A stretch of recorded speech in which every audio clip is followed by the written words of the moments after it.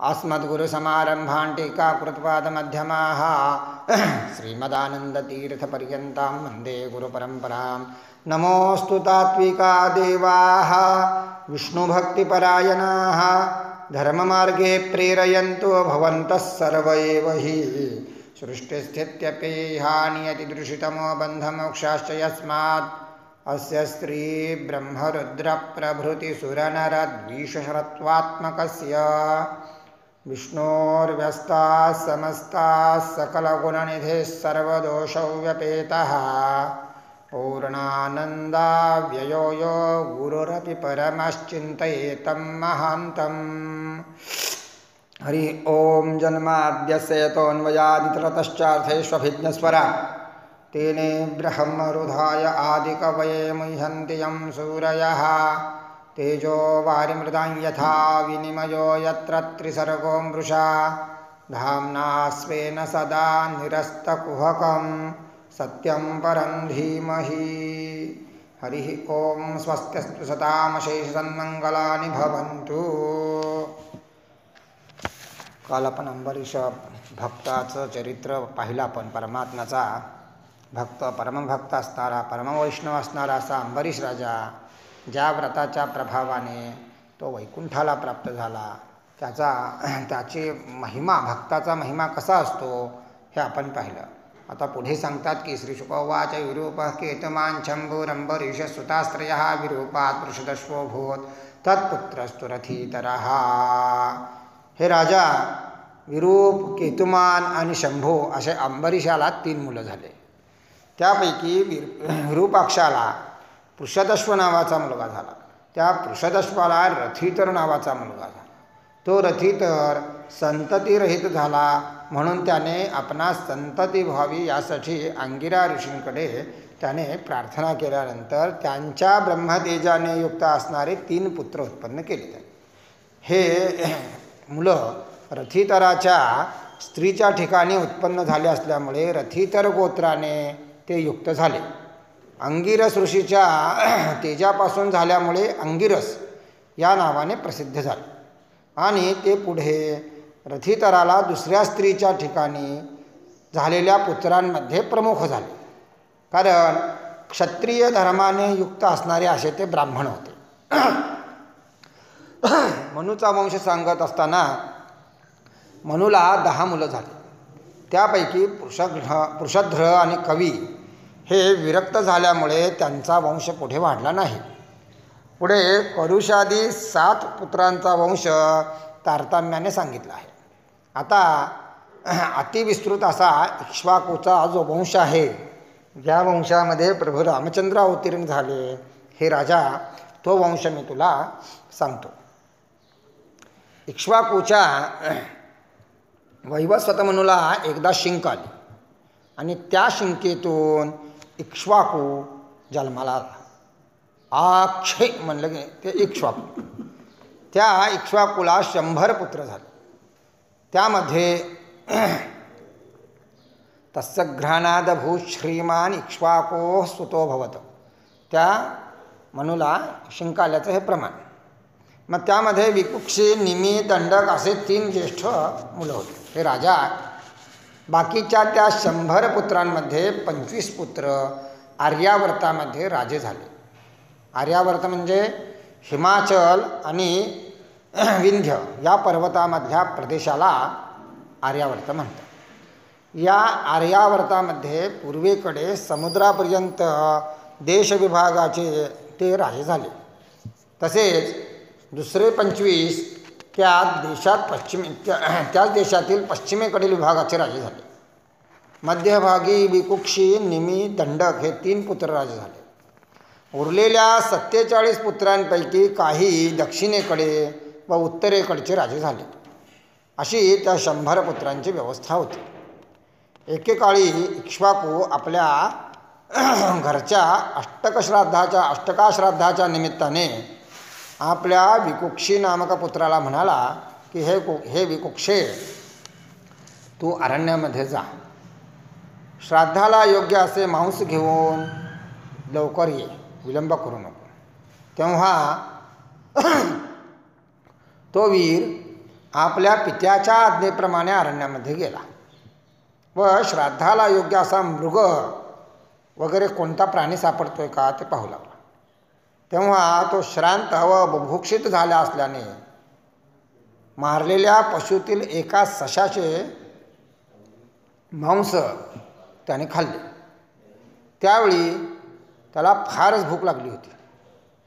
मग श्राद्धाकरता मारलेला पशु आपण खाऊ नये याची स्मृती त्याला राहिली नाही. त्यामुळे नंतर बाकीचे मांस राहिलेले शिल्लक त्याने पित्याला आणून दिलं आणि इक्ष्वाकूने मांसावर श्राद्धोचित संस्कार करण्याकरता वसिष्ठांना सांगितलं.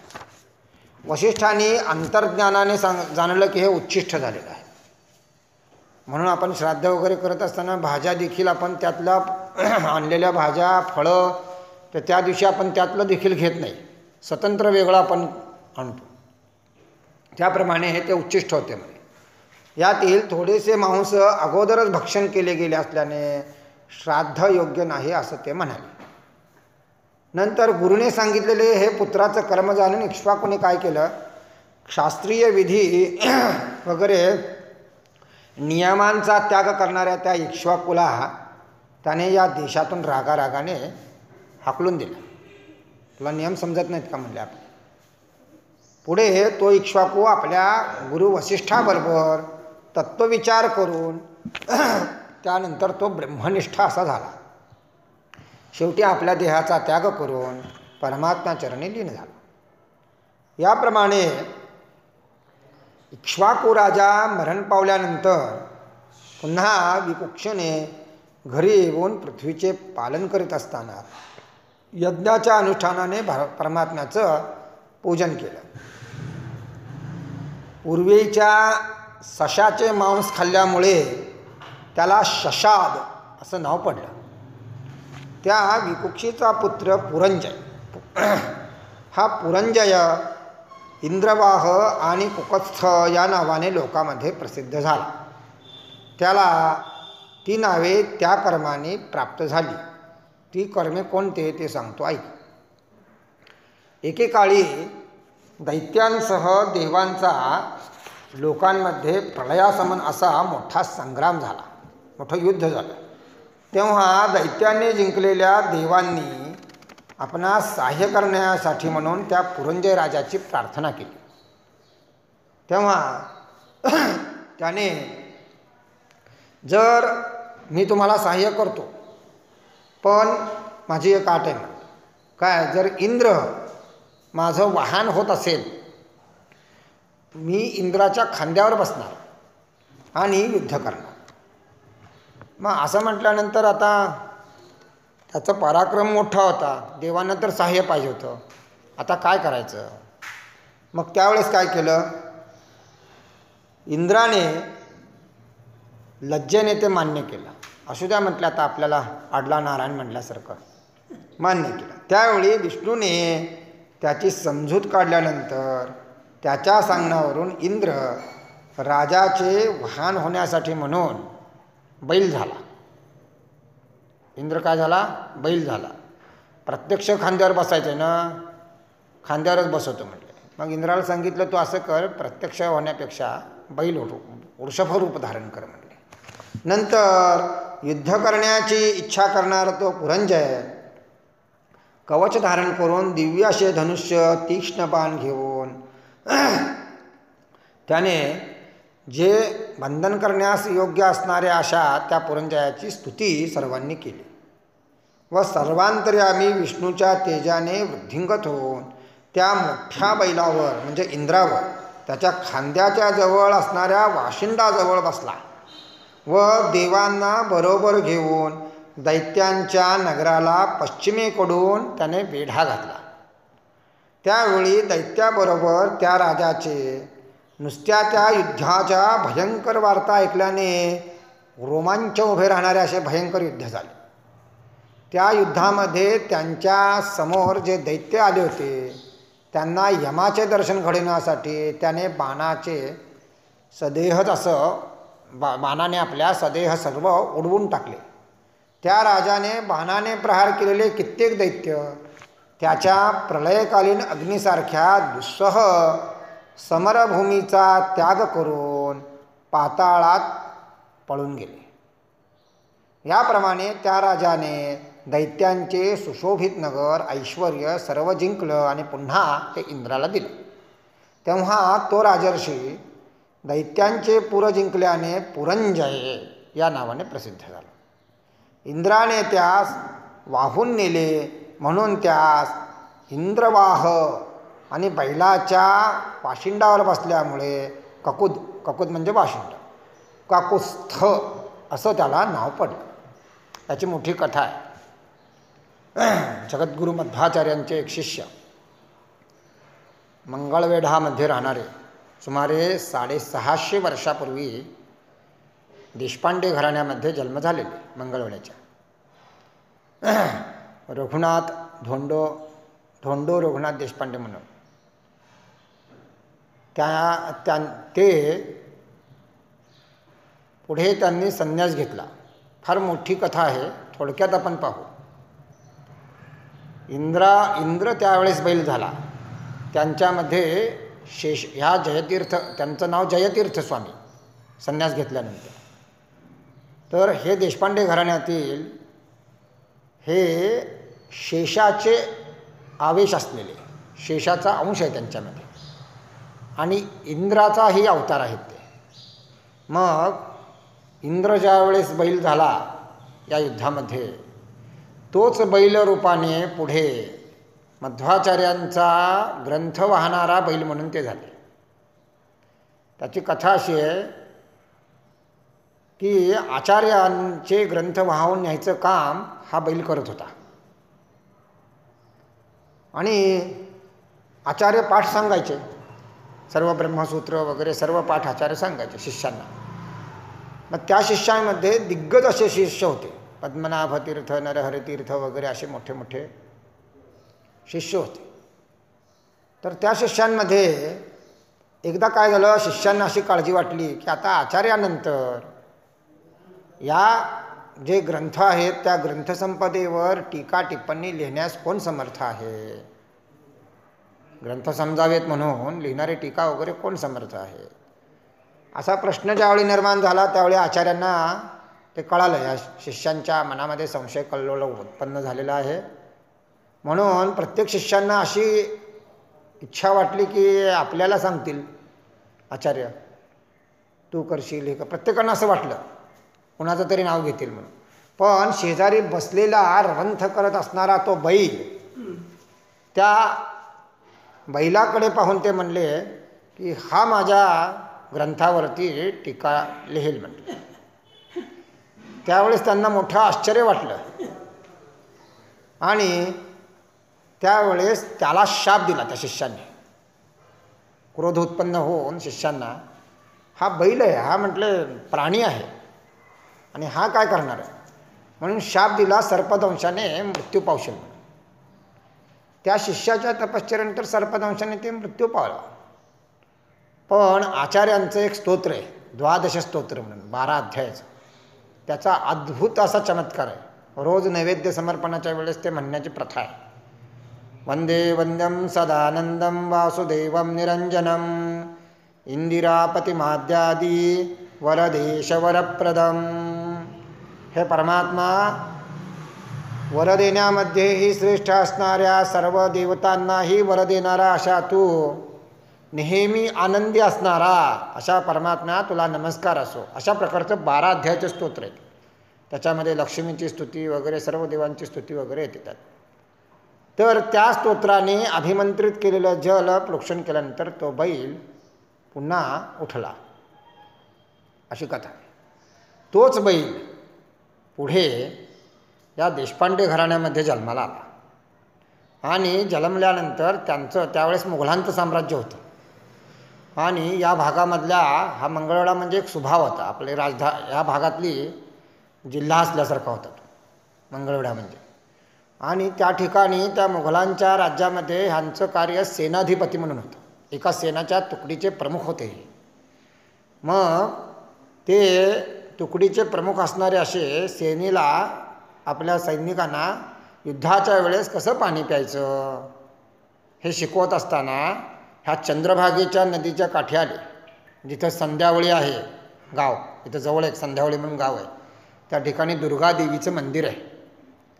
आणि त्या दुर्गादेवीच्या मंदिराच्या कट्ट्यावर अक्षोभ्य तीर्थ म्हणून स्वामी महाराज बसलेले होते. उत्तरादी मठाचे त्यावेळचे परंपरेनुसार गादीवर बसलेले स्वामी होते.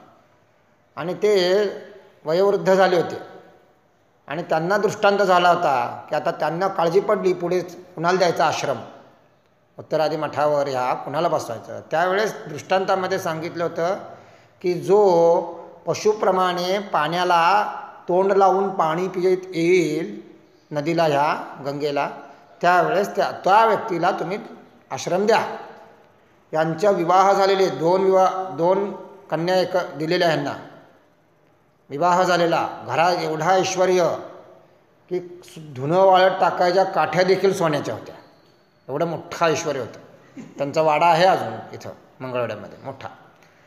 तर असे ते स्वामी हे जयतीर्थ ते देशपांडे, सेना प्रमुख म्हणून असणारे, शिक्षण देण्यासाठी म्हणून त्यांनी काय केलं, घोड्यावरून बसूनच नदीमध्ये प्रवेश केला आणि पाण्याला तोंड लावलं. बरोबर तिकडं पलीकडं असणाऱ्या स्वामींनी ते पाहिलं आणि हे देशपांडे त्या स्वामींच्या चरणी आले, दंडवत घातलं. त्यावेळेस त्यांनी म्हटलं, किं भो पूर्वजन्मे पशोः, पूर्वजन्मे किं भो पशोः, पूर्वजन्मामध्ये हे पशुसारखं काय केलं आहेस, पूर्वजन्मामध्ये पशु होत असतो, असं त्यांनी संकेत केला. त्यावेळेस त्यांना आठवला पूर्वजन्म, आपण आचार्यांचे ग्रंथ वाहणारे बैल होतोत, मध्वाचार्यांचे ग्रंथ वाहणारे बैल होतो. हे आठवलं की ताबडतोब वैराग्य प्राप्त झालं. नुकताच विवाह झालेला, 2 पत्नी, आणि त्या काळात बाल्यविवाह होते ना, आणि नुकतंच ती मुली वयात आलेल्या, आणि त्याच दिवशी त्यांच्या घरामध्ये गर्भाधानाचा विधी. अशा प्रकारच्या अवस्थेमध्ये त्यांना वैराग्य प्राप्त झालं आणि आश्रम घेतला. ते म्हटले, नाही तुमच्या वडिलांना विचारा करा. नाही, आश्रम घेतला त्यांनी.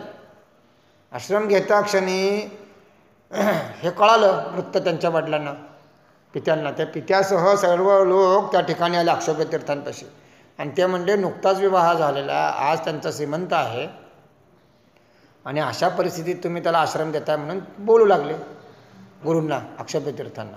आणि बोलून त्यांना ओढून आणलं घरी ओढून आणल्यानंतर संध्याकाळच्या वेळेस तो विधीनुसार, गर्भाधानाच्या विधीनुसार शेष पर्यंकावरती पलंग वगैरे ठेवलेला आहे, त्याच्यावर झोपलेले आहेत, बसलेले आहेत. त्या 2 कन्यांना आतमध्ये पाठवलं, स्त्रियांना सेवेसाठी म्हणून. पाठवल्यानंतर त्या दोघा मुलींना, म्हणजे त्या स्त्रियांना विवाहित, 5 फण्यांनी युक्त असणारा असा शेष त्या पलंगावर दिसला. त्या घाबरल्या, मूर्छित पडून गेल्या. सगळं पाहिल्यानंतर त्या पित्यांना कळालं की हे अद्भुत असं आहे, हे आपला मुलगा म्हणून जरी असला तरी हे देवांश आहेत, हे कळालं. आणि त्या क्षणी ते तिथून सर्प होऊन गेलेली भूमी आहे तिथं, ते सर्प होऊन गेलेला कोणाडा दाखवतात. त्या कोणाड्यातून सर्प होऊन गेले ते कर्नाटकामध्ये येरवोळ म्हणून स्थान आहे विजापूर जिल्ह्यात. तिथे एक मोठी गुहा आहे. त्या गुहेमध्ये ते ग्रंथ लिखाण करत बसले.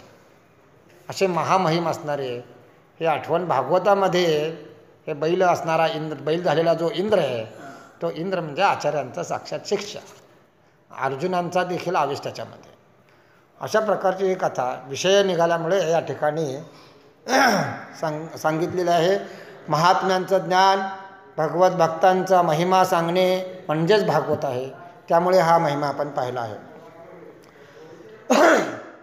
मग त्या ककुत्स्थ आणि पुरंजय हे नावं त्याला त्यावेळेस प्राप्त झाले. त्या पुरंजयास अनेना नावाचा एक मुलगा झाला. त्याला पृथूला विश्वरंध्री, त्याला पुढे चंद्र नामक मुलगा झाला. चंद्राला युवनाश्व मुलगा झाला. त्याला शावस्त या नावाचा मुलगा झाला. त्याने शावस्ती नामक नगरी निर्माण केली. पुढे शावस्तास बृहद व त्यास कुवलयाश्वक नावाचा मुलगा झाला. त्या बलाढ्य कुवलयाश्वकाने उत्तंक ऋषीचे प्रिय करण्याकरता म्हणून 21,000 मुलांसह धुंदू नामक दैत्यावर स्वारी करून त्याचा वध केला. त्या कारणाने तो कुवलाश्वक धुंदुमार या नावाने प्रसिद्ध झाला. त्याचे जे 21,000 पुत्र होते ते धुंदू दैत्याच्या मुखापासून निघालेल्या अग्नीने दग्ध झाले. त्यात फक्त 3 जण शिल्लक राहिले होते. धुंदुमार म्हणजे तो गोकर्ण महात्म्यातला तो नाही, हे स्वतंत्र. हे भारता ते पुत्र दृढाश्व, कपिलाश्व, भद्राश्व या नावाचे होते. त्यापैकी दृढाश्वाला हर्यश्व, त्याचा पुत्र निकुंभ, त्या निकुंभाचा बर्हाश्व, त्याचा कृशाश्व, त्याचा सेनजित, त्यांचा युवनाश्व हे पुत्र होते. त्याला 100 स्त्रिया होत्या युवनाश्वाला. तथापि 100 स्त्रिया असून देखील अपत्य नसल्यामुळे ते अत्यंत दुःखी झाले होते. तो 100 स्त्रियांसह ऋषीच्या आश्रमामध्ये गेला. तेव्हा त्या ऋषींनी राजाविषयी अनुकंपा उत्पन्न झाल्याने श्रीहरीच्या आराधनेविषयी एकाग्रचित्त होऊन त्यांनी ज्याची देवता इंद्र आहे अशा पुत्रकामेष्टी नावाचा यज्ञ केला. हे राजा रात्रीच्या वेळी तहानजलेल्या होऊन ऋषीच्या यज्ञमंडपात प्रविष्ट झाला. तो तेथे ब्राह्मण गाढ झोपले होते. तहान लागली होती ह्याला. ब्राह्मण गाढ झोपले होते यज्ञमंडपामध्ये. हे सर्व पाहून त्यांना न उठवता न विचारता राजाने दुसऱ्या दिवशी त्या ऋषींनी राजपत्नीला पुत्रप्राप्तीसाठी प्राशनार्थ देण्यासाठी मंत्राने आमंत्रित केलेले पाणी एका कलशात झाकून ठेवले होते. तेच पाणी त्याने पिऊन टाकलं. नंतर उठल्यानंतर आपण अभिमंत्रित केलेल्या पाण्याने भरलेला कलश रिकामा असलेला पाहून तेथे असलेल्या राजाला उद्देशून, हे राजन, हे कोणाचं कर्म आहे? पुत्रोत्पत्ती करणारे जल कोणी प्राशन केले? असं त्या ऋषींनी विचारलं. त्यावेळी ईश्वराने प्रेरणा केला गेलेल्या राजानेच ते पुंसवनाचे जल प्राशन केले होते हे त्या ऋषींना कळालं. अहो, दैवाचेच बळ मुख्य आहे. पुरुषाचा प्रयत्न काहीच उपयोगी पडत नाही. असे म्हणून ऋषींनी देवप्रेरक असणाऱ्या त्या परमात्म्याला नमस्कार केला. युवनाश्व राजाने ते अभिमंत्रित जल प्याल्याने त्याला गर्भधारण करावे लागले. या युवनाश्वाची काख फोडून तो गर्भ जरी बाहेर आला तरी युवनाश्व मरण पावला नाही. युवनाश्व राजाची उजवी काख फोडून तो गर्भ बाहेर आला. केवढे हे आश्चर्य! आणि तो पुढे सार्वभौम राजा झाला. पुढे हा पुत्र भुकेजून स्तनपानासाठी म्हणून रडू लागला असता कोणाच्या स्तनातील दूध प्राशन करायचं? कारण पुरुषाला स्तन नाही, दूध कुठनं पाजणार? म्हणून अशा प्रकारे ब्राह्मण म्हणत असताना त्या इष्टीतील आराधना केलेला इंद्र जो होता तो म्हणाला, मला तो पिईल. असे म्हणून अमृताला स्त्रवणारी आपली करंगळी त्या मुलाच्या तोंडामध्ये घातली. इंद्राने काय केलं? मी त्याला पाचतो म्हणून करंगळी त्याच्यात मुखामध्ये घातली की त्याला दूध प्यायलाचं समाधान मिळालं. म्हणून लहान मुलांना करंगळी चाटायची फार सवय असते. याप्रमाणे इंद्राने मान धाता असे म्हटल्यामुळे तो पुत्र भावी काळात पांधाता या नावाने प्रसिद्ध झाला.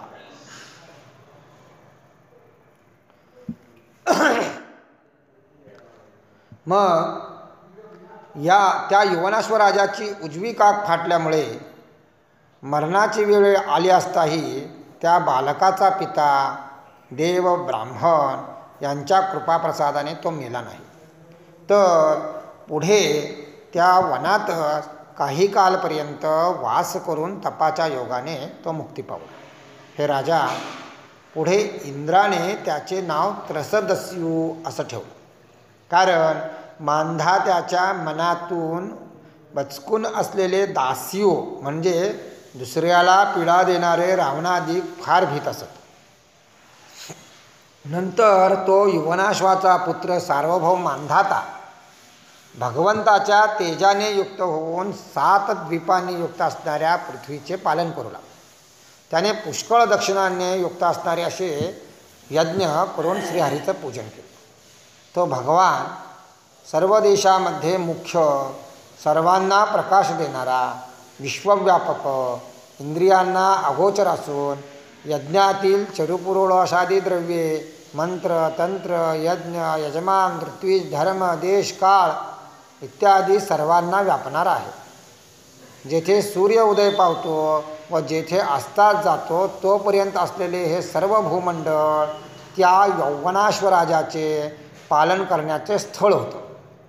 त्या राजास शशबिंदू राजाच्या बिंदुमती नामक कन्येबरोबर विवाह केलेल्या तिच्या ठिकाणी पुरुकुत्स, अंबरीश आणि भक्तिमान असा मुचुकुंद असे 3 मुलं झाली. आणि त्या पुरुकुत्साच्या बहिणी 50 होत्या. त्यांनी सौभरी नामक ऋषीला वरलं. एकेवेळी तो महातपस्वी सौभरी यमुनेच्या पाण्यामध्ये योगसामर्थ्याने निमग्न होऊन उत्कृष्ट असं तप करीत होता. तेथे मैथून करणाऱ्या एका मत्स्याचे मैथून सुख त्याने पाहिलं आणि त्यालाही मैथून करण्याची इच्छा झाली. तेव्हा त्या ब्राह्मणाने मांधात्याजवळ जाऊन एक कन्या मागितली. मांधाता त्याचे वृद्धत्व पाहून म्हणाला, हे ब्राह्मणा, तू स्वयंवरामध्ये कन्येच्या इच्छेप्रमाणे कन्येचे ग्रहण कर. तेव्हा त्या सौभरीने, आपण वृद्ध, अंगाला सुरकुत्या पडल्या आहेत, केसे पिकले आहेत, मस्तक हलते आहे, म्हणून मी कन्यांना आवडणार नाही असं या राजाने मनात आणून स्वयंवराचे निमित्त करून त्यावेळेस त्या राजाला प्रत्युत्तर दिलं, अशा अवस्थेत मी आहे, तू कसं स्वयंवर कर म्हणतोस. आता मी माझा सुंदर देह धारण करतो की देवाच्या स्त्रियांना देखील तो आवडेल असं म्हणून त्याने काय केलं, सुंदर असं रूप धारण केलं. नंतर राजाच्या आज्ञेने द्वारपालाने त्या सौभरी ऋषीला सर्व ऐश्वर्याने युक्त अंतःपुरामध्ये नेलं.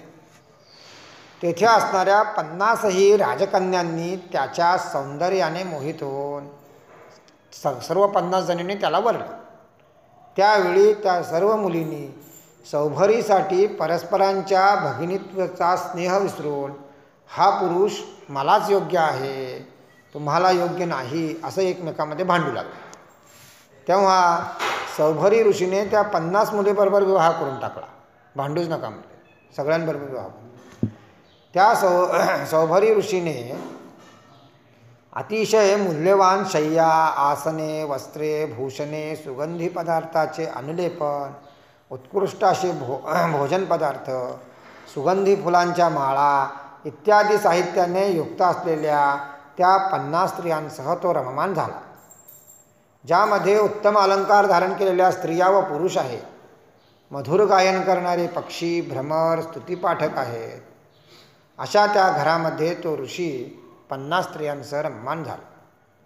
त्या सौभरी ऋषीचे गृहस्थाश्रमातील ऐश्वर हे सप्तद्वीपवती पृथ्वीचा अधिपती, सार्वभौम ऐश्वर्याने युक्त असणारा तो मांधाता राजा हे पाहून विस्मित झाला. आश्चर्य वाटलं एवढा ऐश्वर्य पाहून. याप्रमाणे घरादाराच्या ठिकाणी आसक्त झालेला सौभरी विषयाकडे धावणाऱ्या श्रोत्रादी इंद्रियाद्वारा भिन्न भिन्न विषयाचे सेवन करीत असताही जसा अग्नी तुपाने शांत होत नाही त्याप्रमाणे तो तृप्त झाला. असं झालं नाही, त्याला अजून अपेक्षा वाढत गेल्या. एकदा तो ऋग्वेदांच्या आचार्य असणारा तो सौभरी बसला होता. त्याने मत्स्यमैथुनाच्या दर्शनाने विवाहादीद्वारा झालेली तपाची हानी त्याला त्यावेळेस लक्षात आली. आपल्या स्वतःशी तो म्हणाला की अरे अरे, तपोनिष्ठ व उत्तम प्रकारची व्रते आचरण करणाऱ्या माझा केवढा नाश झाला आहे. स कदाचिदुपासीन आत्मा पंधवमात्मना ददर्श बहुवृचाचार्यो मीनसंगसमुत्थितम् अहो इमं पश्यत मे विनाशं तपस्विनः संचरितव्रतस्य अंतर्जले वारिचर प्रसंगात प्रस्रावितं ब्रह्मचिरं धृतं यत. तो म्हणतो की पाण्यामध्ये मत्स्यमैथुन पाहिल्यामुळे विवाहादी प्रपंचामध्ये मी अडकलो. पुष्कळ अभ्यास करून मिळवलेले ब्रह्मज्ञान त्यामुळं मी विसरून गेलो. ब्रह्मज्ञान असं आहे, रोज त्याचं चिंतन व्हायला पाहिजे. श्रवण झाल्यानंतर मनन, चिंतन, निधिध्यासन वगैरे हे क्रम आहे. ह्या प्रकारे क्रमाने जर राहिलं तर ब्रह्मज्ञान टिकून राहतं. अभ्यास नित्य पाहिजे. पण हे पाहिल्यामुळं मोहात पडून हे सगळा विवाह केल्यामुळं सगळं विसरून गेलं. यासाठी मोक्षप्राप्त व्हावा अशी इच्छा करणाऱ्या पुरुषाने सर्व रीतीने निश्चय करून मैथुन धर्माचे आचरण करणाऱ्या दाम्पत्याचा सहवास सोडून द्यावा. तसेच शब्दादी विषयांच्या ठिकाणी आपली इंद्रिये प्रवृत्त करू नयेत. एकाकीपणेच संचार करावा. एकांत स्थळी वास्तव्य करावे. भगवंताच्या चरणी आपले मन ठेवावे. आणि जर संगतीच करायची असेल तर केवळ भगवत भक्तांचीच संगती करावी. मी पूर्वी एकटाच तप करत होतो. नंतर मी पाण्यामध्ये मत्स्यमैथुन पाहिले. त्यामुळे मलाही सुख मिळावे अशी अपेक्षा वाटली. मी 50 स्त्रियांशी विवाह केला. तेव्हा त्यांची चिंता करणारा मी 50 रूपांचा झालो. नंतर त्या प्रत्येक स्त्रीला 100 पुत्र उत्पन्न झाले. मी 5000 रूपांचा झालो. आपण पुढे त्यांची संस्कारादी कर्मे करणारा मी या लोकी व परलोकी सुख देणाऱ्या कर्माच्या मनोरथांचा अंतच पावत नाही. कारण प्रकृतीच्या सत्वादी गुणांनी बुद्धीचे आकर्षण केल्याने मी विषयोपभोगालाच पुरुषार्थ मानणारा असा झालो. 100 मुलं झाले, त्यांचे पुढे संस्कार, हे सगळं त्याच्यामध्येच माझं विषयामध्येच मन गुंतत गेलं. याप्रमाणे पुष्कळ काळपर्यंत गृहस्थाश्रमात आसक्त असणाऱ्या त्या सौभरी ऋषीने वैराग्यामुळे काम्यकर्माचा त्याग करून मग वनामध्ये प्रवेश केला. त्यावेळी त्याच्या पतिव्रता स्त्री असणाऱ्या त्या स्त्रियांनी देखील त्याच्या पाठोपाठ वनामध्ये गमन केलं. तेथे परमात्मविषयक विचार करणाऱ्या सौभरीने शरीराला कृश करणारे तीव्र तपाचरण करून आपले अंतःकरण परमात्म्याच्या चरणावरती ठेवले. आणि शेवटी श्रौताग्नीसह तो युक्त झाला. म्हणजे अग्नीमध्ये देह विसर्जन केला. हे राजा परीक्षिते, त्या सौभरीच्या स्त्रियाही आपल्या पतीची मोक्षप्राप्ती गती पाहून त्याच्याच तपादी सामर्थ्याने ज्याप्रमाणे शांत झालेल्या अग्नीमध्ये त्याच्या ज्वाला लय पावतात त्याप्रमाणे पतीबरोबर त्याही गमन करत्या झाल्या. आता मांधात्याचा वंश सांगतात. शुकाचार्य म्हणतात की हे राजा, मांधात्याच्या 3 पुत्रांमध्ये अंबरीष नावाचा ज्येष्ठ पुत्र होता. त्याला त्याच्या आज्याने म्हणजे आईच्या पित्याने शशबिंदूने पुत्रत्वाने स्वीकारलं होतं. त्याला यौवनाश्व नामक पुत्र झाले. त्याला हरित नामाचा एक पुत्र झाला. अंबरीष, यौवनाश्व आणि हरित हे 3 जण मांधात्याच्या प्रवराचे प्रवर्तक झाले. आता पुरुकुत्साचा वंश सांगतात. हा पुरुकुत्सा म्हणजे मांधात्याचा मुलगा. या पुरुकुत्सा सर्पानी आपली बहीण नर्मदा ही दिली. सर्पाच्या राजाच्या सांगण्यावरून नर्मदेने आपला पती पुरुकुत्स याला रसातलाला नेलं. परमात्म्याच्या शक्तीने त्या ठिकाणी विष्णुशक्ती नामक शस्त्र धारण करून रुद्रश्व नामक गंधर्वांना त्या ठार केलं.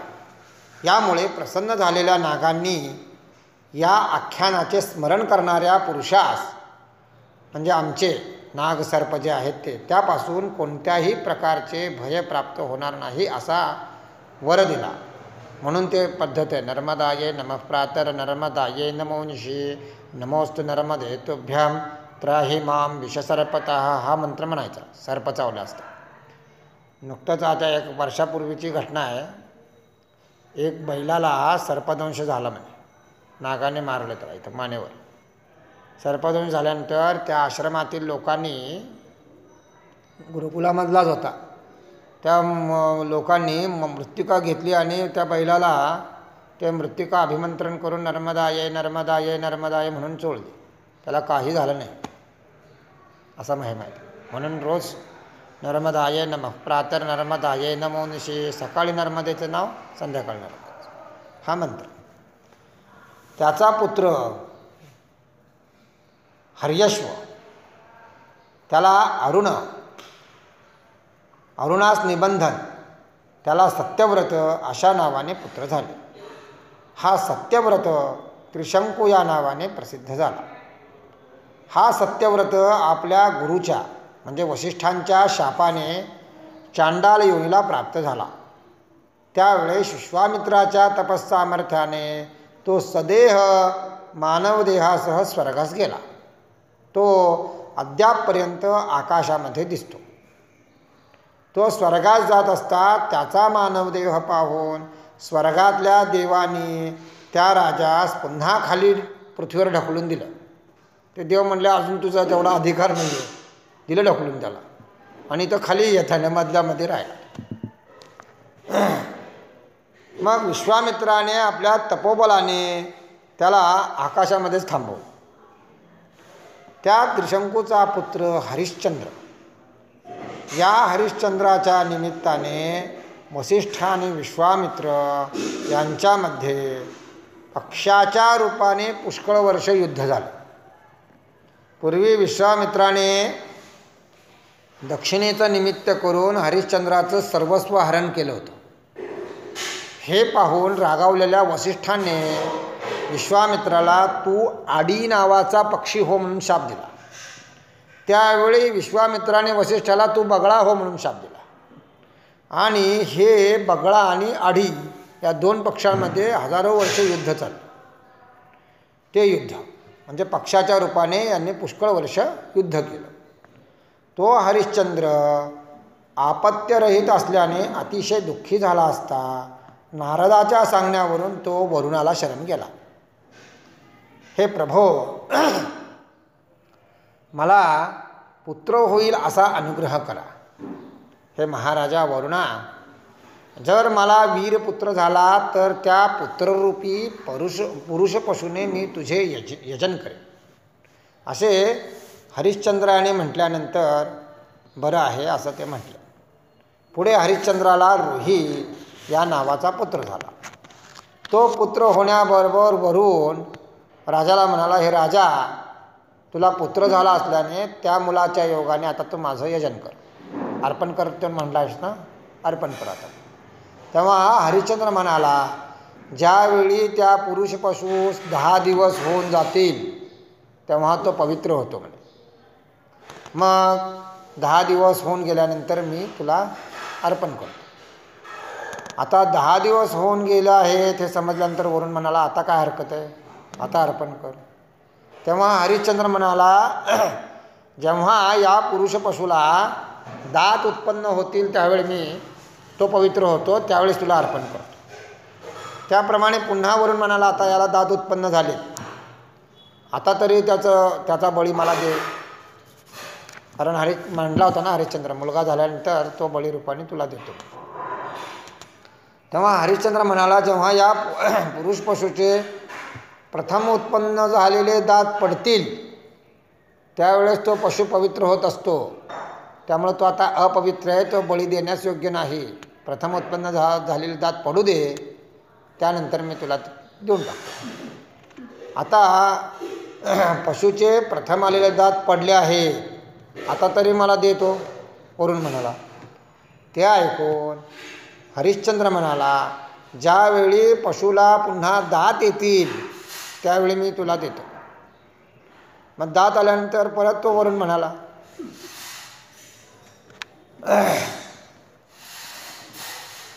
अथैतमुवाच वरुणं राजान वाक्ष्वपुत्रो मे जायतां तेन त्वायजा इति तथेति वरुणं राजनमुपससार पुत्रो मे जायतां ते यजा.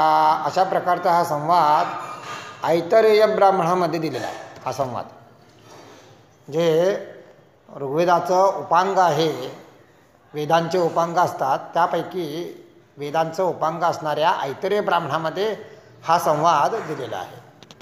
मग आता दात आले आहेत, दात पडलेले आहेत, तेव्हा हरिश्चंद्र वरुणाला म्हणाला, हे वरुणा, राजपुरुष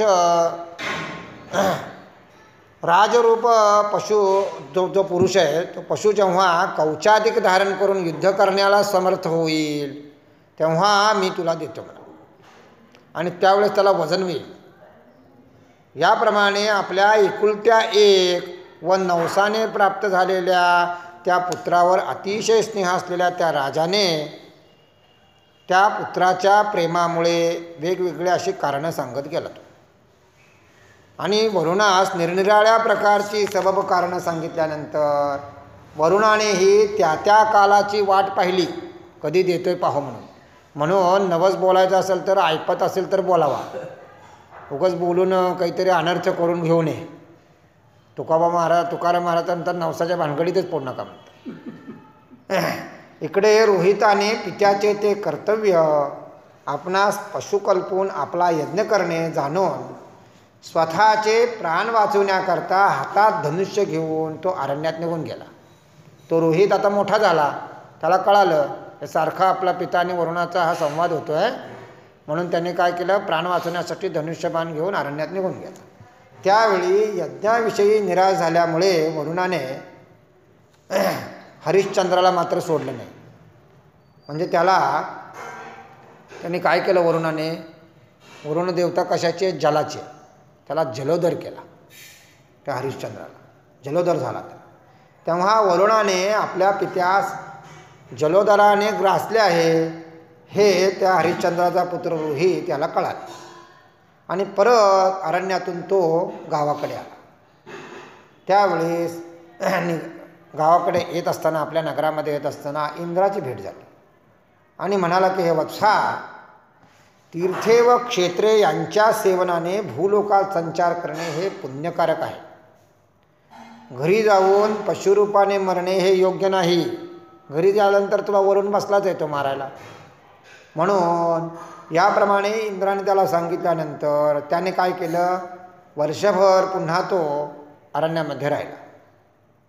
याप्रमाणे दुसऱ्या, तिसऱ्या, चौथ्या, पाचव्या वर्षीही तो रोहित घरी येत असताना इंद्र प्रत्येक वेळेस ब्राह्मण रूपाने त्याच्याजवळ जायचा आणि त्याला तीर्थाटन करायला जा म्हणून सांगायचा.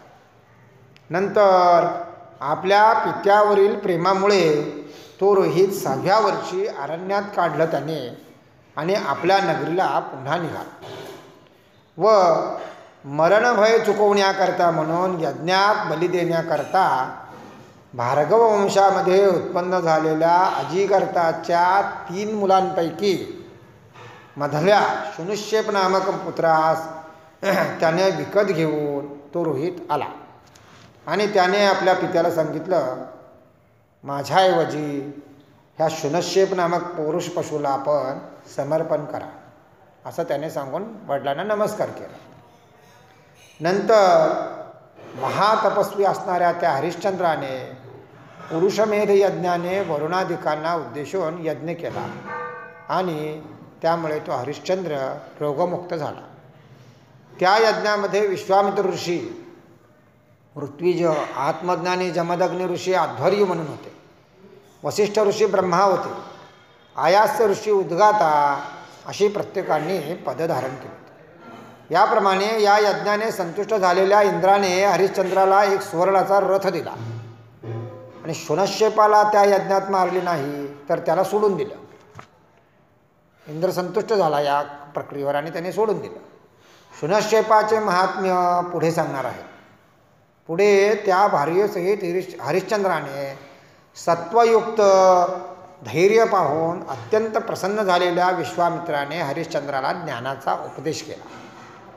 संसार मूलक मनःपृथिव्यां तामद्भिस्तेजसांभो निलेन तत खेवायुं धारयन्तच्च शब्दादौ तन्महात्मनि तस्मिन् ज्ञानकलां ध्यात्वा तया ज्ञानं विनिर्दहन् हित्वा त्वां स्वेन भावेन निर्वाणसुखसंविदा अनिर्देश्या प्रतरकेन तस्थो विध्वस्तबंधनः. ते म्हणतात की संसारमूलक मन पृथ्वीमध्ये, पृथ्वी पाण्यामध्ये, पाणी अग्नीमध्ये, अग्नी वायूमध्ये, वायू आकाशात, आकाश अहंकारात, अहंकार महत्तत्वात आणि महत्तत्व हे तदभामिमानी असणाऱ्या चतुर्मुख ब्रह्मदेवाच्या ठिकाणी लय पावतं. त्या महत्तत्वात बुद्धित्वाचे बुद्धितत्वाभिमानी सरस्वती सायुज्यत्वाने राहते. अशा ध्यानाने चिंतन करून त्या ज्ञानकलेने मनाची बंधने नाहीशी करून तो हरिश्चंद्र स्वतःच्या महात्म्याने त्या तत्वांचा मुख्य नियामक असणारा जो श्रीहरी आहे त्याच्या ठिकाणी ज्ञानानंदादी गुणाचे ध्यान करून अपरोक्ष ज्ञानाने युक्त होऊन त्याने श्रीहरीला पाहिलं. त्या अपरोक्ष ज्ञानाने अज्ञाननिमित्तक लिंग शरीर लक्षणात्मक संसाराचा त्याने त्याग करून स्वरूपभूत वर्णन करण्यास अशक्य अशा सुखरूप देहाने युक्त होऊन मुक्त स्थितीला राहिला. पुढे सांगतात, शुकाचार्य म्हणतात, हरितोरुहि दासाशी चंपस्तस्माद् विनिर्मिता चंपापुरी सुदेवो तो विजयो यस्य चात्मजः. हे राजा, रोहिताचा मुलगा हरित, त्याला चंप नामक मुलगा झाला. त्याने चंपापुरी नावाची नगरी वसवली. त्या चंपाला सुदेव, सुदेवाला विजय हे पुत्र झाले. त्याचा पुत्र भरूक, भरूकाला वृक, वृकाला बाहुक हे पुत्र आणि बाहुकाला नामक नावाचा पुत्र झाला. त्या राजाची भूमी शत्रूने हरण केल्याने तो आपल्या स्त्रीसह अरण्यात गेला. तो राजा अरण्यात वृद्ध होऊन मृत झाला असता त्याची स्त्री सहगमन करण्यास सिद्ध झाली. तेव्हा ती गर्भवती आहे हे अंतर्ज्ञानाने जाणून त्याच्या गुरुने म्हणजे और्व नामक ऋषीने तिचं निवारण केलं. गर्भवती स्त्रीने सती जायचं नाही म्हणे. पुढे तिच्या सवतीने ती गरोदर आहे असे जाणून सापत्न द्वेषाने तिला विष घातलं. पुढे तो गर्भ विषाने न मरता त्या विषासह तो गर्भ उदराबाहेर आला म्हणून त्याचे नाव सगर, गरेन सह सगर. गर म्हणजे विष आणि विषासह जन्मला म्हणून सगर असं पड. तो सगर अत्यंत यशस्वी व सार्वभौम झाला. त्याच्या पुत्रांनी समुद्र उत्पन्न केला. या सगराने आपल्या और्व नामक गुरुच्या आज्ञेने कित्येक तालजंघ नामक राजे यवन, शक, हयहय व बर्बर यांना ठार मारले. काही जणांचे मुंडन केलं, काही जणांना दाढी वाढविण्यास लावली, कित्येकांचे अर्धे मुंडन केले, कित्येकांना पूर्ण केस ठेवण्यास भाग पाडलं, तर कित्येकांना नग्न केले, तर कित्येकांना अर्धनग्न केले. नंतर त्या सगर राजाने आपले गुरु और्व ऋषी यांनी उपदेश केल्याप्रमाणे अश्वमेधाचा यज्ञ केला आणि त्या यज्ञामधून परमात्म्याचं पूजन केलं. त्याच्या यज्ञात सोडलेल्या पशुरूपी अश्व इंद्राने हरण केला. त्या सगर राजाच्या सुमती व केशिनी नावाच्या 2 स्त्रिया होत्या. त्यापैकी सुमतीचे पुत्र बलाने गर्विष्ठ असे 60,000 होते. त्यांनी आपल्या वडिलांच्या आज्ञेने अश्वमेध यज्ञामध्ये इंद्राने जो घोडा पळवून नेला होता त्या घोड्याचा शोध करण्यासाठी म्हणून प्रारंभ केला असता पृथ्वीचं खनन केलं. त्यावेळी त्यांनी ईशान्य दिशेकडे कपिल महामुनीसमोर घोडा आहे हे पाहिलं. तेव्हा हा ऋषीच घोडा चोरणारा पापी आहे म्हणून त्याचे आणि डोळे झाकून सोंग घेऊन हा बसला आहे म्हणून याला मारा असं ओरडत हातामध्ये शस्त्र घेऊन कपिल ऋषीच्या अंगावरती गेले. कपिलाने आपले डोळे उघडले तेव्हा इंद्राने आपल्या मायेने मोहित केलेले व मोठ्यांचा जो अपराध केला होता त्या दोषानेच मृतप्राय झालेले ते 60,000 राजपुत्र ऋषीची दृष्टी पडताच आपल्या शरीरातील अग्नीनेच एका क्षणात जाळून भस्मसात केले. काही लोक कपिल महामुनींच्या कोपाग्नीने राजपुत्र दग्ध झाले असे म्हणतात, त्याचे निराकरण करतात. सगर राजाचे पुत्र कपिल मुनीच्या कोपाने दग्ध झाले असे म्हणणे योग्य नाही, कारण ते राजपुत्र आपल्या अपराधानेच नष्ट झाले असे म्हटले पाहिजे. कारण ज्यांनी जगाला पवित्र करणारा अवतार घेतला अशा शुद्ध सत्वमूर्ती असणाऱ्या कपिल महामुनीच्या ठिकाणी क्रोधरूपी तमोगुण कसा जागृत होईल. ज्याप्रमाणे भूमीवरील धुराळ्याने आकाश कधी लिप्त होत नाही, त्याप्रमाणे जगतास पवित्र करणाऱ्या त्यांच्या ठिकाणी क्रोध होणं शक्यच नाही. ज्या कपिल महामुनीने या लोकी सांख्यशास्त्ररूपी एक नौका प्रवृत्त करून ठेवली आहे, तिच्या योगाने मुमुक्षु पुरुष मृत्यूच्या मार्गभूत असणारा असा दुस्तर असणारा समुद्र तरुण जातो. त्या सर्वज्ञ परमात्म्यावर हा रोष असणारी दृष्टी कशी त्या ठिकाणी असेल. सगर राजाची दुसरी जी केशिनी नावाची स्त्री होती, तिला जो मुलगा होता त्याला असमंजस असे म्हणतात. त्या असमंजसाला अंशुमान नावाचा मुलगा झाला. तो जो सगर याचे हित साधण्याविषयी सदैव तत्पर होता. असमंजस म्हणून जो सांगितला तो पूर्वजन्मात योगी होता. योगमार्गापासून विचलित होऊन तो राजकुलामध्ये जन्माला आला होता व त्याला पूर्वजन्माची स्मृती जागृत होती.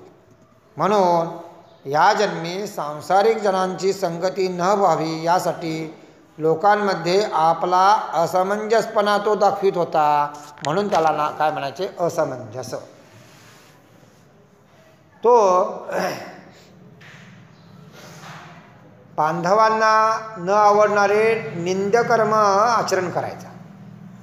त्याने लोकांना भीती घालण्यासाठी शरयू नदीमध्ये खेळत असलेल्या काही बालकांना नदीमध्ये बुडवून टाकलं होतं. याप्रमाणे करणाऱ्या आपल्या पुत्रविषयीचा स्नेह सोडून राजाने त्याला नगरातून घालवून दिलं. त्याने जातेवेळी आपल्या योगसामर्थ्याने शरयूमध्ये बुडवलेल्या बालकांना पुन्हा जिवंत करून नगराला पाठवलं. हे राजा त्यावेळी पुन्हा घरी परत आलेल्या आपल्या बालकांना पाहून अयोध्या नगरामध्ये राहणारे सर्वही लोक आश्चर्यचकित झाले आणि सगर राजाही आपल्या मुलाने बुडवलेली सर्व मुले परत आली, सर्व बालके परत आली आहेत हे ऐकून अतिशय आश्चर्यचकित झाला. आणि अहो, अशा सामर्थ्याच्या मुलाला मी उगीच हाकलून दिलं, त्याचं सामर्थ्य मला कळालंच नाही. पूर्वजन्मात योगी होता ना तो, म्हणून त्याला पश्चात्ताप झाला त्या राजाला. त्या सगर राजाने आज्ञा केलेला असमंजसाचा मुलगा जो अंशुमान, त्याने घोड्याचा शोध लावण्याचा प्रयत्न केला. सगर राजपुत्रांनी खणलेल्या मार्गाने जाता जाता अंशुमानाने भस्मराशीच्या समीप यज्ञ असणारा तो घोडा पाहिला. तेथेच बसलेल्या भगवान श्रीहरीचा अवतार असलेल्या कपिल नामक मुनीला पाहून त्यांना अंशुमानाने साष्टांग नमस्कार केला. नंतर ज्ञानी असा तो अंशुमान एकाग्र चित्ताने त्या ठिकाणी कपिलाची स्तुती करून म्हणाला, तत्रासीनिं मुनिं वीक्ष कपिलाख्यमधोक्षजम् अस्तोत्समाहितमना प्राञ्जलिः प्रयतो महान् न पश्यति त्वां परमात्मनो जनो न बुध्यतेऽद्यापि समाधियुक्तिभिः कुतोपरे तस्य मनः शरीर विसर्गसृष्टावयवप्रकाशाः ये देहभाजस्त्रिगुणप्रधाना गुणान् विपश्यन्ति तवातमश्च यन्मायया मोहितचेतसस्ते विदुस्वसस्थं न बहिःप्रकाशाः. ब्रह्मदेवही आपल्यापेक्षा श्रेष्ठ अशा परमात्म्याच्या अंश अशा तुला समाधीने अपरोक्षत्वाने साकल्याने जाणू शकत नाही. तर अवयवापासून निर्माण झालेले आम्ही अज्ञानी लोक आपले गुण कसे जाणू शकू. जे देह धारण करणारे प्राणी त्रिगुणांनी युक्त आहे त्यापैकी रजःप्रधान जीव स्वर्गाधिकांना पाहतात आणि तमप्रधान जीव तुमच्या प्रतिबंधक शक्तीने मोहित होऊन अंधन तमस नरकाला जातात. देहादियाकांच्या विषयी ज्ञान असणारे अज्ञानी आपल्या हृदयामध्ये असणाऱ्या परमात्म्याला पाहत नाही. जगन्य गुणवृत्तीस्था अधोगच्छन्ति तामसाः गीतेमध्ये सांगितलं. सात्विक लोक स्वर्गादी लोक प्राप्त होतो. सात्विक मोक्षाला जातात. राजस लोक स्वर्गादीला प्राप्त होतात आणि बाकीचे सर्व तामसी खाली जातात, नरकाला प्राप्त होतात. राजस काही पृथ्वीवर पुन्हा पुन्हा भ्रमण करत राहतात. मग तुझ्या प्रतिबंधक अशा मायेने मूढ झालेला मी ब्रह्मादिकांनाही सर्वपणे जाणण्यास दुर्ज्ञेय असणाऱ्या अशा स्वरूपाचा विचार आम्ही कसा करू. कारण तू शुद्ध ज्ञान स्वरूपी असल्याने व ज्याच्या मायेच्या योगाने ग्रस्त झाल्याने तुझ्या अवतार रूपात भेद मानणारे किंवा अज्ञानाने उत्पन्न झालेले हे माझे हे तुझे अशा तऱ्हेचा भेद देहादिकांच्या ठिकाणी असणारा मोह हे ज्यांनी नाहीसे केले आहेत अशा सनकादी ऋषीसारख्यांनीच तुझे स्वरूप चिंतन करण्यास तू योग्य आहेस. मग तुझ्या मायागुणाने पराभूत झालेला मी तुझे स्वरूप कसा बरं जाणू शकेन. हे स्वामीन, पुण्यपापापासून सदैव मुक्त असणाऱ्या प्राकृत अशा नाम व रूपाने रहित अशा मायागुण ज्याच्यापासून निवृत्त झाले आहे पण लोकानुग्रहार्थ देहधारण करणाऱ्या अशा पुराणपुरुषाला मी नमस्कार करतो. ज्ञानोपदेशाज गृहीत लिंगम नमामहे त्वां पुरुषं पुराणम. मग तुझ्या अनुग्रहाने मी कृतकृत्य झालो आहे. शुकाचार्य म्हणतात की या प्रकारे हे राजा ज्याचा प्रभाव वर्णन केला आहे अशा सर्व कपिल मुनी त्या अंशमंतावर अंतःकरणपूर्वक अनुग्रह करीत म्हणाले.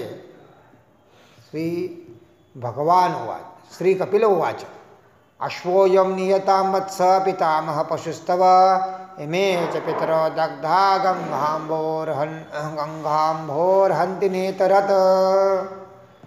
हे वत्सा, हा घोडा तुझ्या आजोबाचा आहे, तो यज्ञपशु आहे, तो तू घेऊन जा.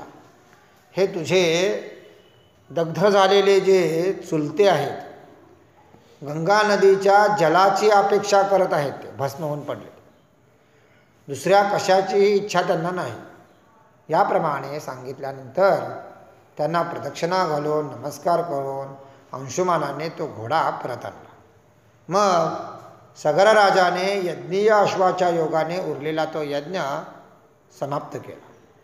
नंतर इह आणि परलोकीच्या भोगेच्छेविषयी निस्पृह व बंधनांनी रहित होऊन तो सगर राजा अंशुमानाला राज्यावर बसवून औरव ऋषीने सांगितलेल्या योगमार्गाने तो सर्वोत्कृष्ट असणाऱ्या अशा गतीला तो गेला.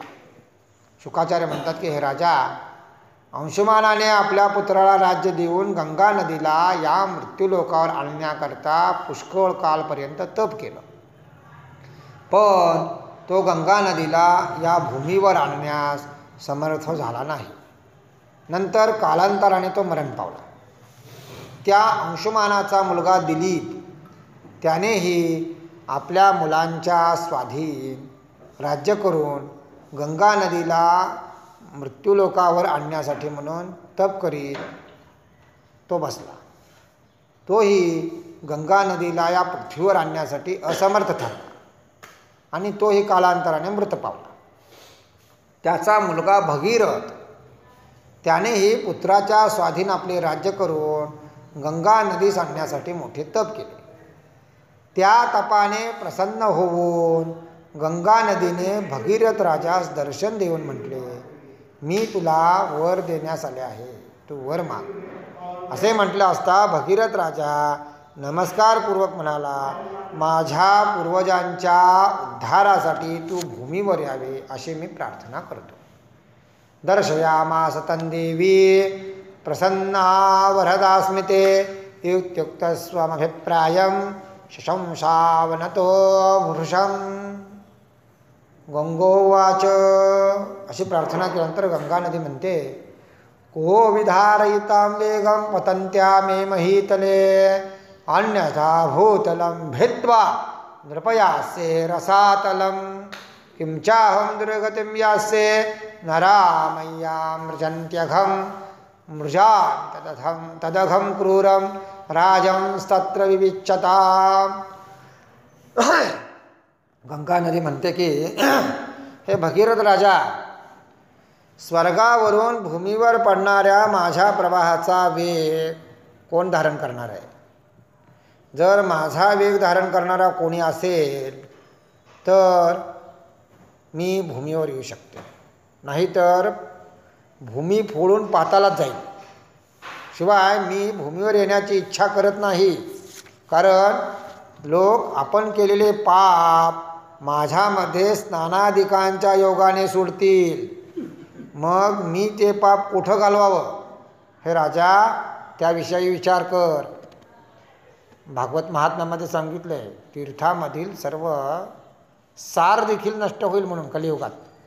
आणि तसंच झालं आहे. नेहमी वाहणारी आपली गंगा चंद्रभागा पाणी असतानाही बंद पडली, सारच नष्ट झालं. इतकं पाप तिने हे करून घेतलं, पोटात घेतलं, लोकांनी ते पाप सोडलेलं. मग ते धारण करण्यास शक्ती कसं करायचं ते? म्हणून अशा प्रकारे हे तिला गंगेला कलियुगात काय होणार आहे माहीत होते. याप्रमाणे गंगा नदीचे भाषण ऐकून भगीरथ गंगा नदीला म्हणाला, राजोवाच साधवो निराशिष शांता ब्रह्मिष्ठा लोकपावना हरन्त्यघं ते संगसंगात ये प्राप्ता स्वहृदा हरिं. हे गंगादेवी, विषयवासनांचा त्याग करणारे, शांत ब्रह्मनिष्ठ व लोकांना पवित्र करणारे सत्पुरुष तुझ्या प्रवाहात स्नानादी करून आपल्या अंगस्पर्शाने तुझ्या लोकांनी सोडलेले पाप हरण करते.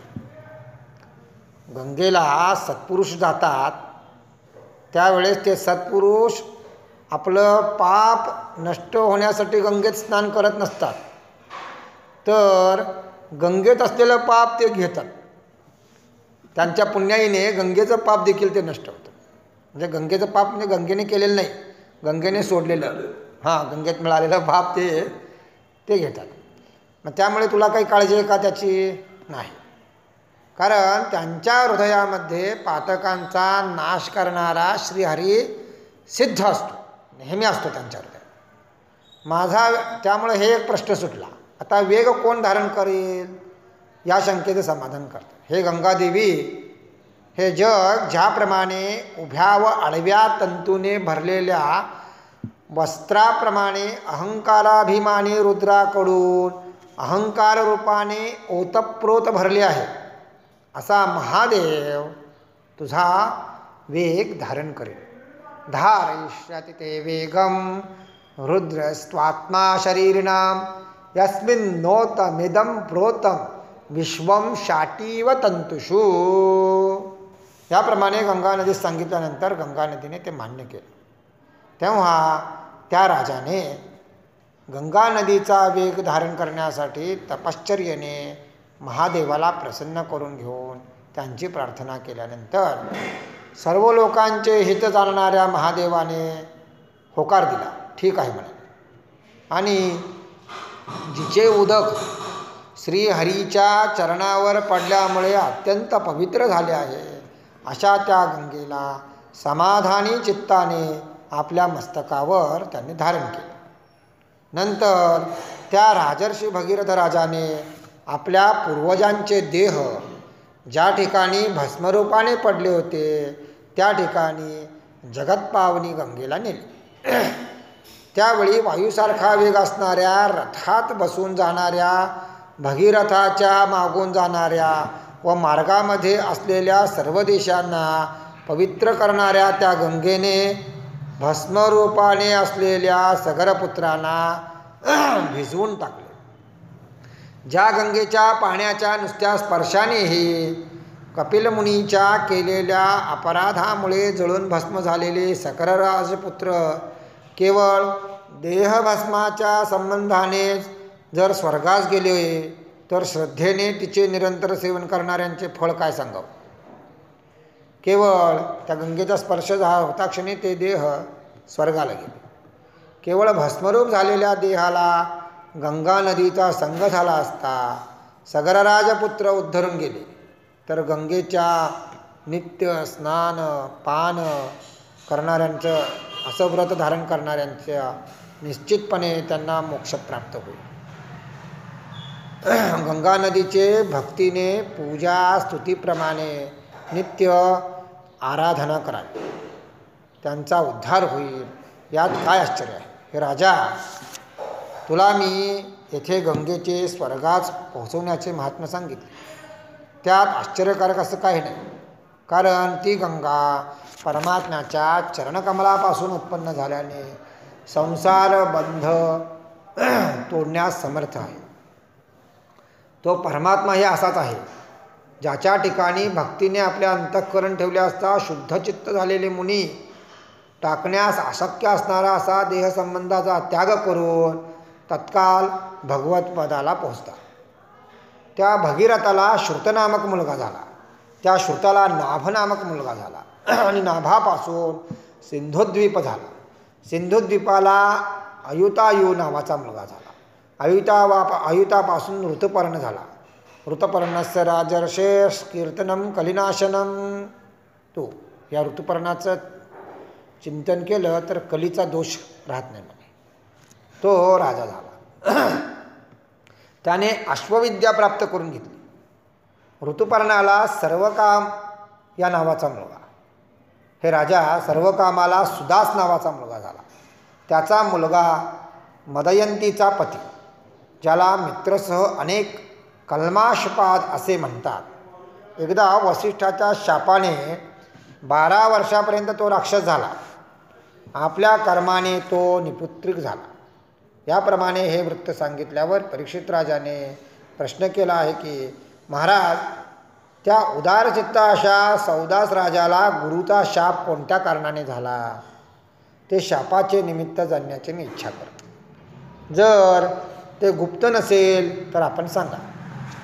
याप्रमाणे प्रश्न विचारल्यावर शुकाचार्य म्हणतात की हे राजा, हा सौदास एकदा अरण्यामध्ये मृगया करण्यासाठी हिंडत असताना त्याने एका राक्षसाचा वध केला. त्यावेळी राजाने आपल्या भावास मारले हे मनात आणून त्या राजाचे काहीतरी वाईट करण्याच्या इच्छेने स्वयंपाक्याचा वेश धारण करून तो त्या ठिकाणी राहिला. तेथे असताना एकदा, म्हणजे त्या राक्षसाचा भाऊ, एकदा जेवण्यासाठी असलेल्या वसिष्ठ महामुनीच्या पानात त्याने नरमांस टाकलं. त्यावेळी अंतर्ज्ञानी असणाऱ्या वसिष्ठाने आपल्या पानात नरमांस वाढला आहे हे जाणलं. मग वसिष्ठाने हे राजानेच स्वयंपाकाकडून करून घेतलं आहे असं वसिष्ठ समजले आणि वसिष्ठाने तू राक्षस भावास प्राप्त हो म्हणते. आपण निरपराधी असताना वसिष्ठाने आपल्याला शाप दिला. तेव्हा वसिष्ठास उलट शाप देण्यासाठी त्याने आपल्या हातामध्ये पाणी घेतलं असता सौदासाची पत्नी मदयंती हिने आपल्या पतीस शाप देण्यापासून परावृत्त केलं. पण आपल्या हातात शाप देण्यासाठी घेतलेलं पाणी आहे, आकाश पृथ्वी इत्यादी सर्व स्थळ जीवसृष्टीने युक्त आहेत हे पाहून व शापाकरता घेतलेले पाणी जर त्या ठिकाणी टाकलं तर नाश होतील म्हणून ते पाणी आपल्या पायावर टाकलं. पुढे यात राजाचा काहीही दोष नाही असं वसिष्ठांना कळाल्यानंतर शापाची मर्यादा त्यांनी 12 वर्षाची ठेवली. तो राजा पुढे वसिष्ठाच्या शापाने राक्षस स्वभावाचा झाला.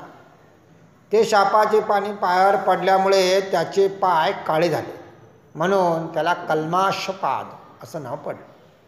नंतर राजा राक्षसासारखा अरण्यामध्ये हिंडत असताना एकेवेळी अरण्यात राहणारा ब्राह्मण व त्याची स्त्री ह्या दोघांना त्यांनी पाहिलं. ते मैथुन अवस्थेत असताना पाहिलं.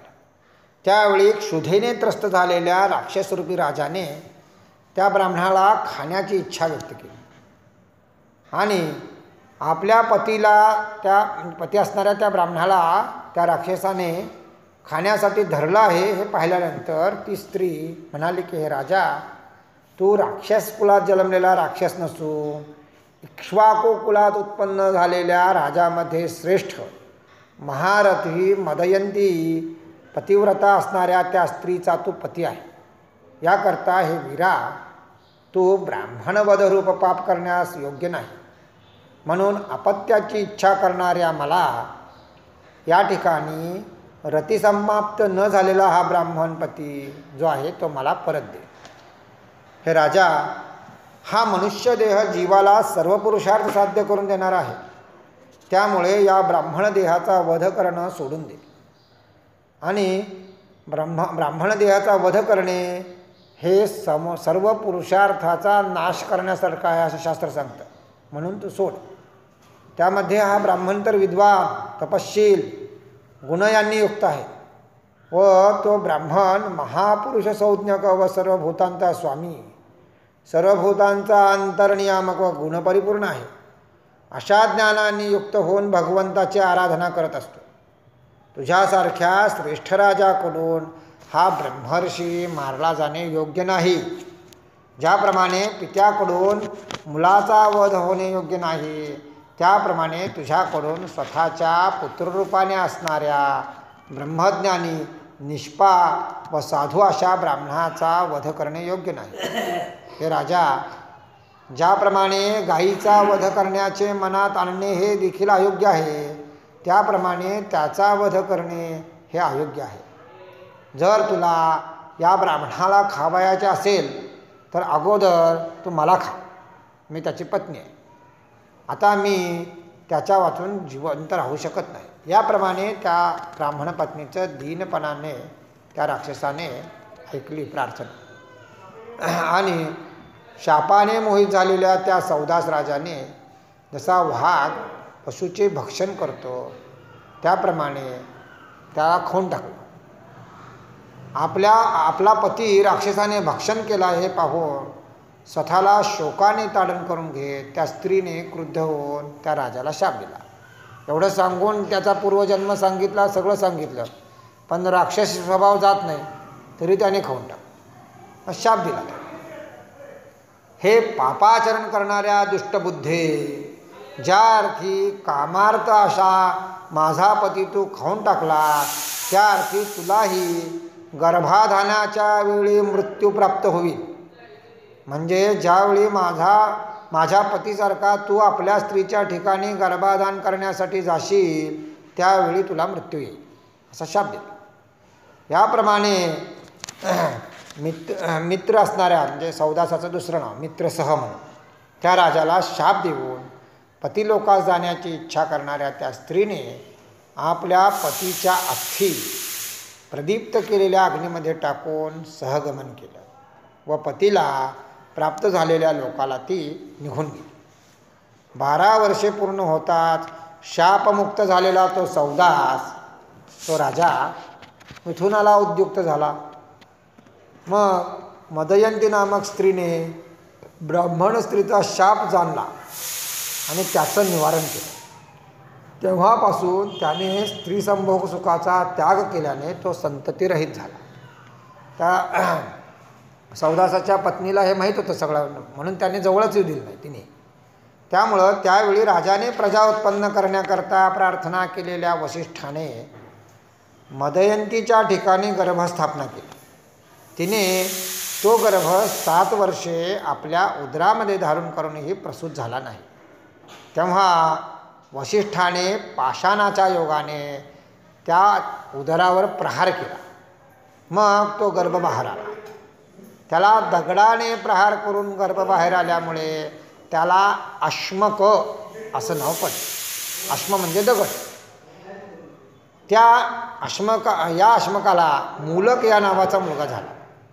परशुरामाने निक्षत्रिय पृथ्वी करण्यास प्रारंभ केला. त्यावेळी त्याचे स्त्रियांनी रक्षण केलं या मुलाचं. जे म्हणतात ना निक्षत्रिय केलं तर मग राजे राहिले कसे, तर त्यांचा एक परशुरामांचा प्रतिज्ञा करताना सांगितलं, जर राजा क्षत्रिय राजा जर एखाद्या कन्येबरोबर विवाह करत असेल त्यावेळी मी त्याला मारणार नाही, आणि स्त्रियांनी युक्त असेल तो तर त्यावेळी मारणार नाही, अशी त्यांची प्रतिज्ञा होती. मग दशरथाने अनेक विवाह केलेले, आपल्याला 4च माहिती. ते का तर परशुराम या लागलेत मारायला म्हणले की दशरथाने विवाह करायचा असं होतं. हां होते तेच म्हणलं दशरथाला. ह्या अशा प्रकारे राजे लोक क्षत्रिय काही राहिले होते जे सज्जन होते, त्यापैकी हा मूलक. मग पुन्हा क्षत्रिय उत्पन्न करण्यास हा मूलक कारण झाला, म्हणून याला मूलक असं म्हणतात. यास दशरथ व दशरथाला ऐलविली नामक पुत्र झाला. ऐलविलीला विश्वसह, विश्वसहाला खटवांग नामक पुत्र झाला. तो चक्रवर्ती झाला. तो खटवांग राजा शत्रूंना दुर्जय असल्याने त्याने देवाची प्रार्थना केल्यावरून अजिंक्य दैत्यांना त्याने ठार मारला. त्या दैत्याचा वध केल्यावर देवांनी प्रसन्न मनाने वरमाग असे म्हटल्यानंतर खटवांग राजा म्हणाला, आधी मला सांगा माझं आयुष्य किती राहिले. असं विचारल्यावर देव त्याला म्हणाले, तुझे आयुष्य या भूमीवर फक्त 1 मुहूर्त राहिला आहे. आपले आयुष्य फक्त भूमीवर 1 मुहूर्त आहे असं देवापासून जाणल्यावर देवांनी दिलेल्या विमानाने आपल्या नगरीस येऊन आपले मन त्याने काय केलं, दुसरं तिसरं काही काम केलं नाही, फक्त परमात्म्याचरणी मन ठेवलं. आणि तो म्हणाला, मला कुलपूज्य अशा ब्राह्मणापेक्षा माझे प्राण अथवा माझी मुले प्रिय नाहीत. पृथ्वी, राज्य, संपत्ती, स्त्रिया हे देखील प्रिय वाटत नाहीत. व माझी बुद्धी बाल्यावस्थेमध्येही अधर्माचरणात रममाण झाली नाही. भगवंताच्या स्वाधीन नसलेली एकही वस्तू मी पाहिली नाही, म्हणजे जाणत नाही असं नाही, म्हणजे सर्व वस्तू भगवंताच्या अधीन आहेत असं मी जाणतो. त्रिभुवनाचे अधिपती अशा देवांनी मला वरमाग असे म्हटले असताना देखील अखिल प्राणीमात्रांना उत्पन्न करणाऱ्या भगवंताच्या ध्याना वाचून अन्य काहीही नको असा मी देवाजवळ वर मागितला.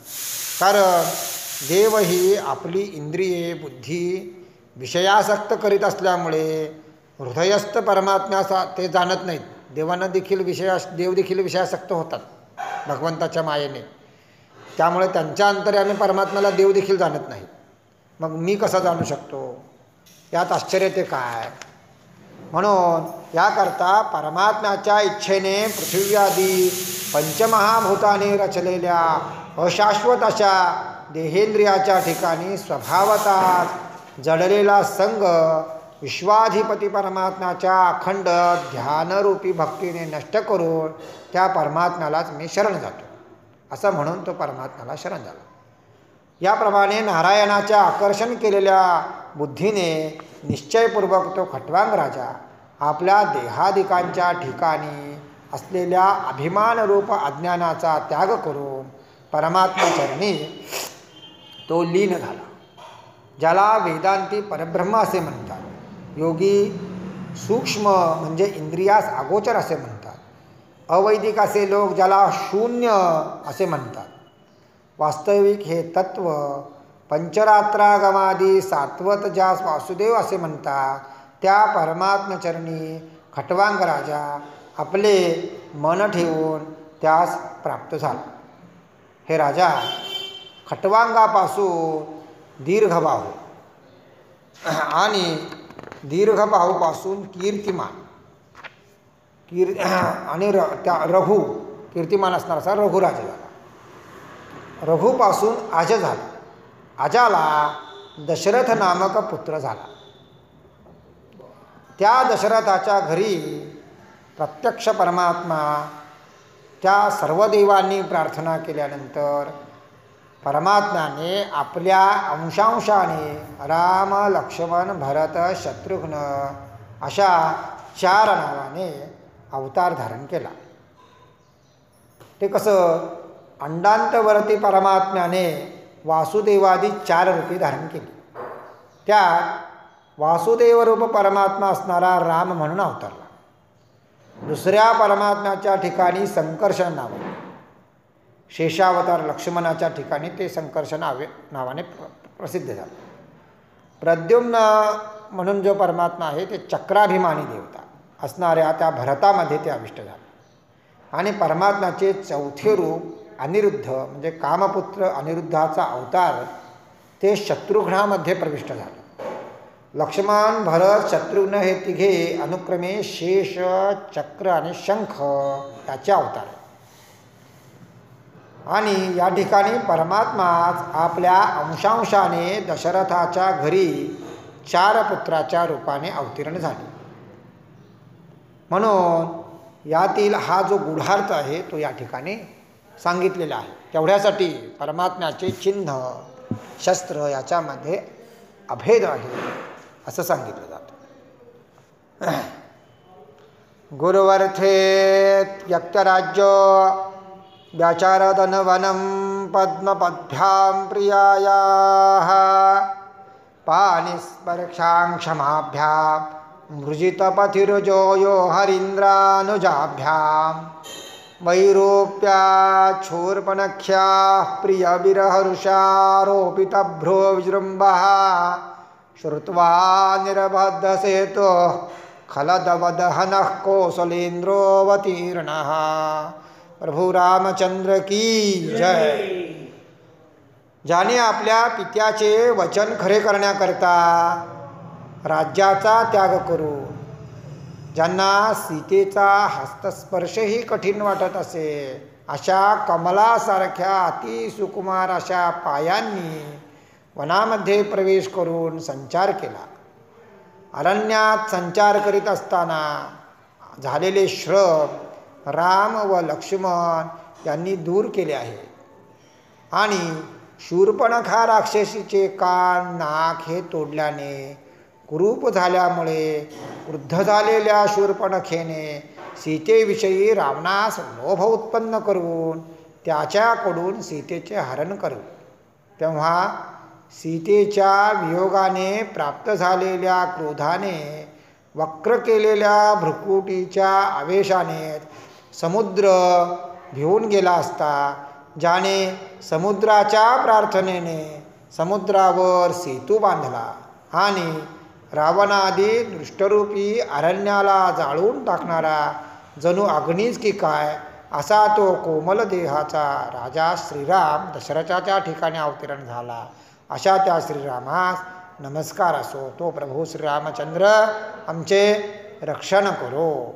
अशा प्रकारे आज रामजन्म या ठिकाणी झालेला आहे. उर्वरित कथा आपण उद्याच्या भागामध्ये पाहू. श्रीकृष्णार्पणमस्तु. कायेन